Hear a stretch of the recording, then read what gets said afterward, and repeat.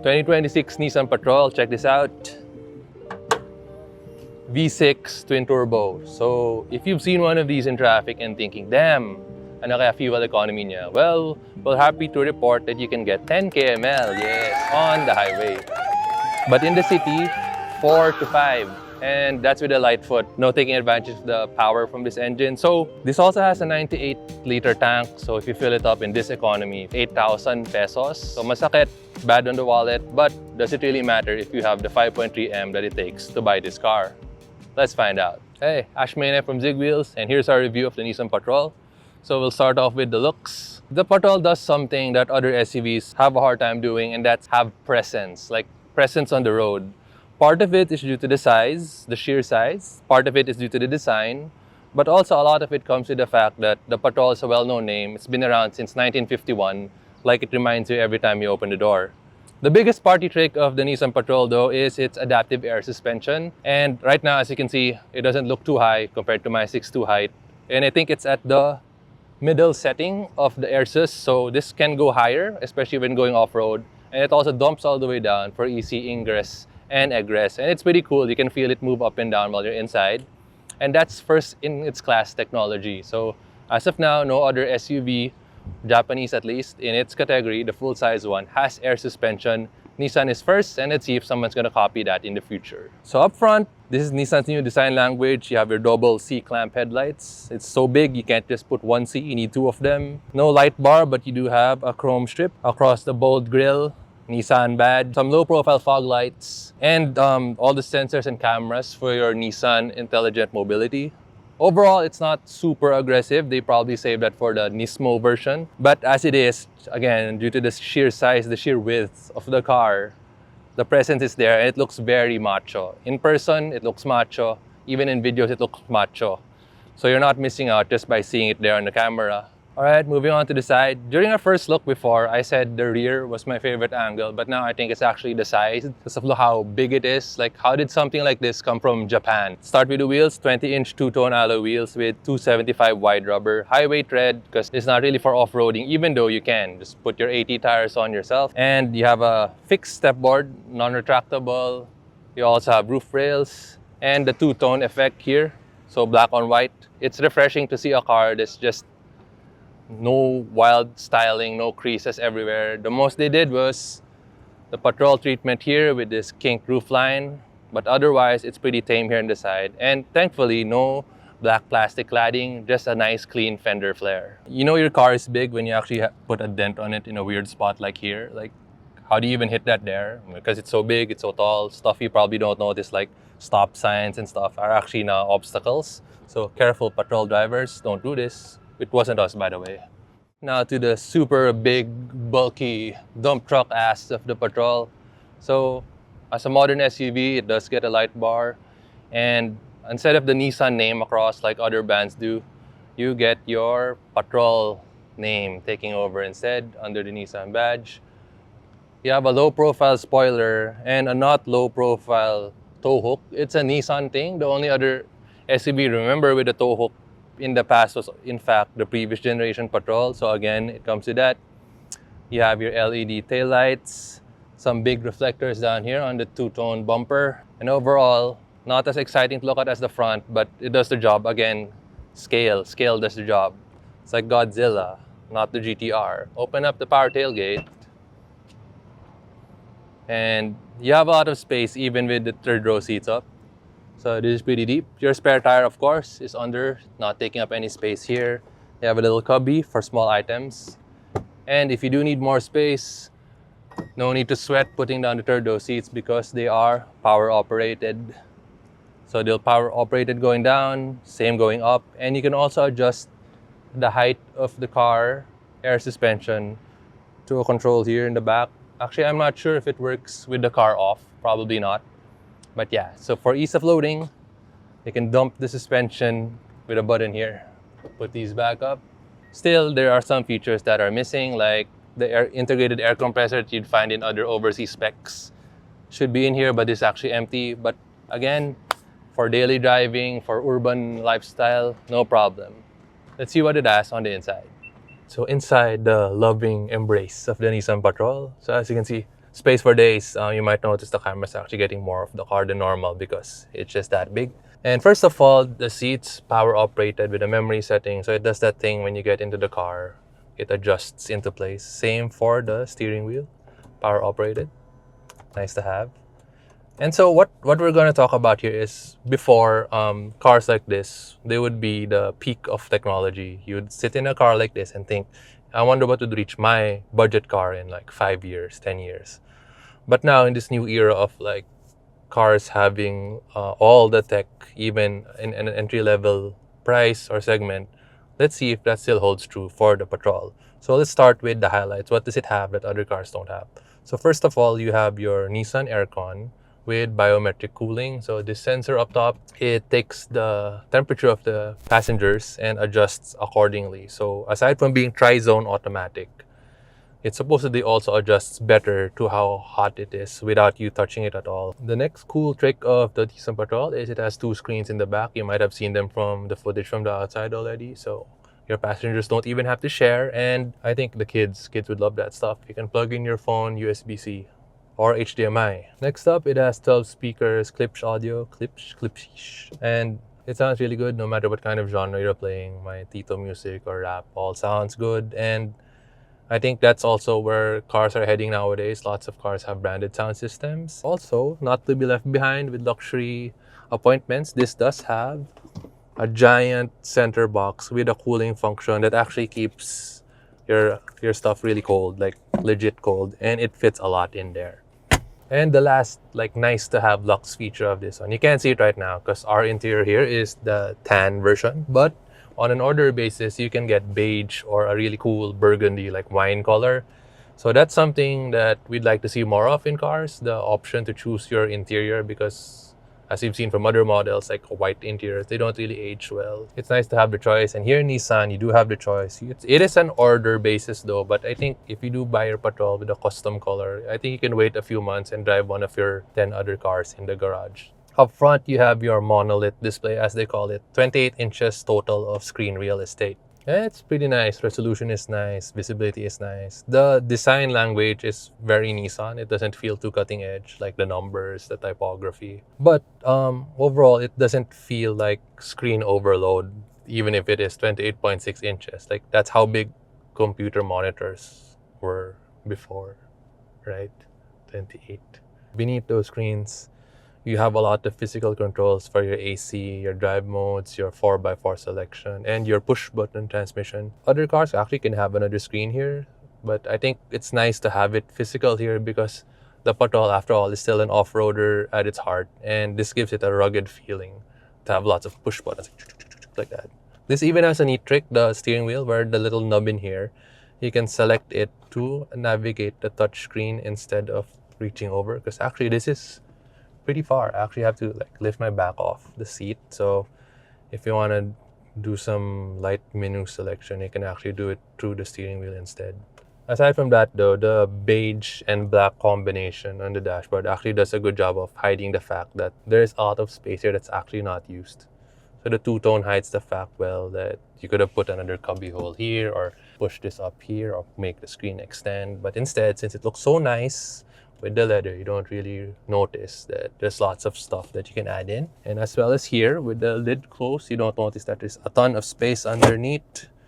So you have your wireless charger, which is nice because your phone just slips in diagonally. You don't have to fish for it when you get it. Two cup holders, two USB-C ports. USB-C ports as well in the back. USB-A is outdated in this car. And memory settings for your seat can be found here, along with the emergency parking brake. It's hidden here in this corner. The thing that made me feel the size of this car the most is my OCD. Like when my passenger sits here and they leave their aircon vent like pointing somewhere, like at the door, and I want to fix it. Usually I was like, get back in place. But this one, I actually have to like, I have to go this far to reach the AC vent, and that's how you know your car is big. Like, it's hard to baby time. Like, Iser, give me your elbow. It's far. But again, it's good for space, and like you'll feel even more of that in the back. So let's check it out. Here in the back, behind my driving position, which is very relaxed, and as you can see, I can even slouch down and have enough knee room. There's lots of knee room, feet room, super solid headroom, even with this sunroof, no problem. And of course, with no problem. So actually, Nissan classifies this as an 8-seater, not a 7-seater. So they really expect you to put 3 people here, 3 people in the back. Let's test that out later on. But first, in the second row, as I mentioned, you have 2 USB-Cs here. You have your own AC control panel and your AC vents up here. So, tap to open cabin lights. Yeah, no buttons needed. It even has a dim setting, I think. And open this up, and you have 2 cup holders in this very solid armrest. The only thing missing actually here in the interior, if we're talking about luxe amenities, I think would be privacy screens, or peasant blinds as we call them. And while we do have ventilated seats up front, massage seats would be nice to have. Maybe in the Super XL Baller edition of the Patrol, they can add that in. But aside from that, I can't really complain about not having them. The screens here, they're super big. Unfortunately, we're not able to set them up. There's some trickiness about the syncing them that we haven't figured out as of now. We think we have to ask Nissan. And the seats here aren't power operated, but you do have a healthy amount of recline as well. So if you're not putting anyone in the back, but we will put someone in the back, or me right now. So let's put that back into position and let's test that out. Right, just be a bit mindful of the screens when you tilt and tumble these seats forward. Close the door, pull it back down. Oh, headrest up. Headrest up. Okay. All right, so, this is not quite the biggest third row seat for me. The feet room under the seats is a bit lacking, and my knees are pushing up against the seat, but I'm not like huddled up there. So actually, this is pretty okay as far as having a 6'2" person in the back goes. Headroom, I might be scraping up on it, but again, take 3 inches off or something like that. And this is very livable, I think so. Plus, this takes advantage of the automatic fold function, and it's actually power recline. Oh, actually, now that I reclined it, much more livable.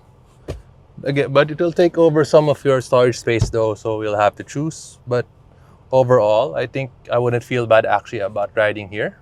I do have my own USB-C port as well. Same for my other third row passenger, and yeah, pretty impressive.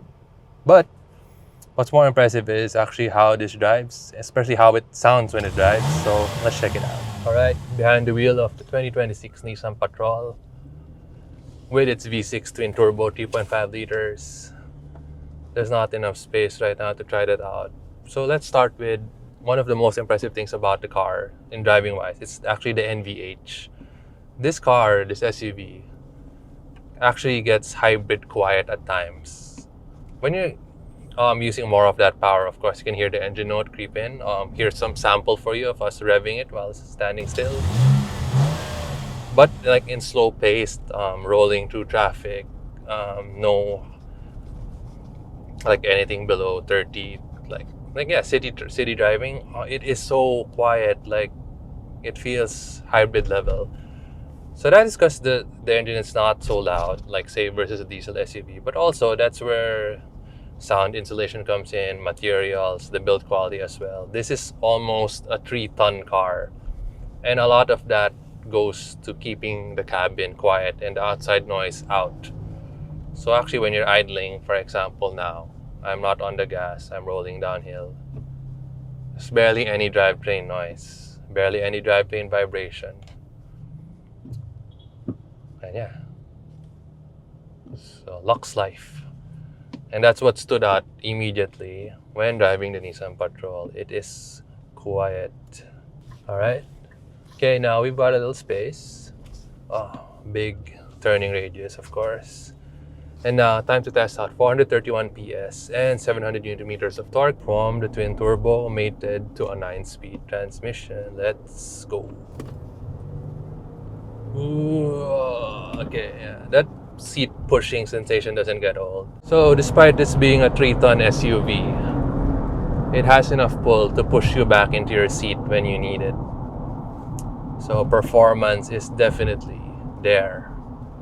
And again, this comes at the cost of your fuel economy, which is abysmal, as we mentioned in the start. But definitely no feeling underpowered when they downgraded this from the V8 in the previous gen to this 3.5 liter twin turbo V6. Actually, this is like a modified brother of the one in the Nissan Z, and in extent a smaller brother to the one in the GTR. There is some turbo lag compared to a V8, but it's not really a problem, and the shiftings, being a 9-speed automatic, is smooth. There is no lag, no hunting of gears like a DCT. Definitely not a CVT, so it doesn't make droning sounds. So behind the wheel, the Patrol is also good. You have power, you have smoothness, no economy, that's it. Steering-wise, this actually is a lightweight behind the wheel, and we mean that in a good way. So you are driving a big car, but it doesn't feel like you are like handling a big car. The steering wheel is light. It's not dead, but it is light. Same for the brake pedal. It's actually a surprisingly light brake pedal for something this big.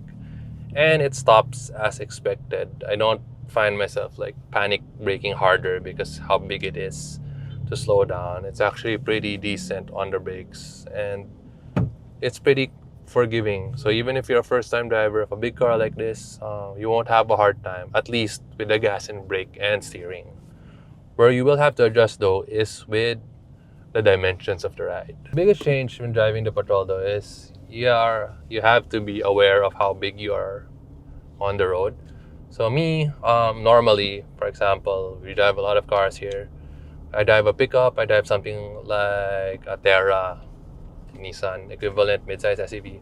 I don't really have to adjust to what I'm doing, especially in like those small parking ramps, the ones that go twirl forever and ever, like MOA. I actually pride myself that I can take them fast because I know my car's dimensions. I know my mental map that I'm this far from the gutter. I can take it faster than the next guy. But here actually in the Patrol, I became the slow dude because I have to be careful not to curb the tires because it is just that much bigger than most cars on the road. So the same goes for actually the side mirrors. Normal things you wouldn't mind like booms, stop signs and stuff actually become like things you have to notice. But on the flip side, having a big car also gets you respect on the road. Like, sure, this motor just merged in front of me, but overall you feel like people give you way because they see it's a Patrol. They might not know it's a 5M car, but they see it's something big, it's something imposing, and they don't cut you off as much. They don't git or whatever like that. So it's actually a bit relaxing to drive as well because you feel like you're higher on the food chain.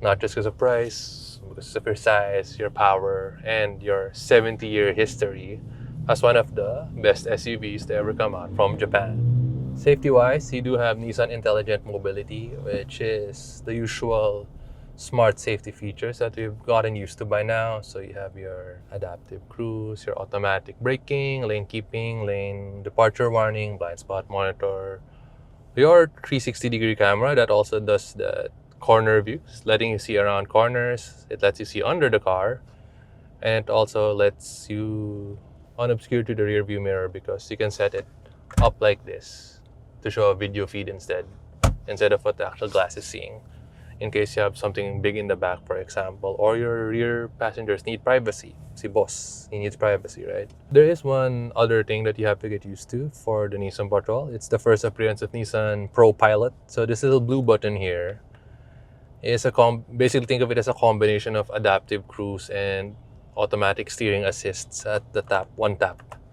So it is perfect for not just highways, but even like not so traffic city driving, where you can basically set and forget a lot of things, and the car will do a lot of braking, steering, and accelerating for you.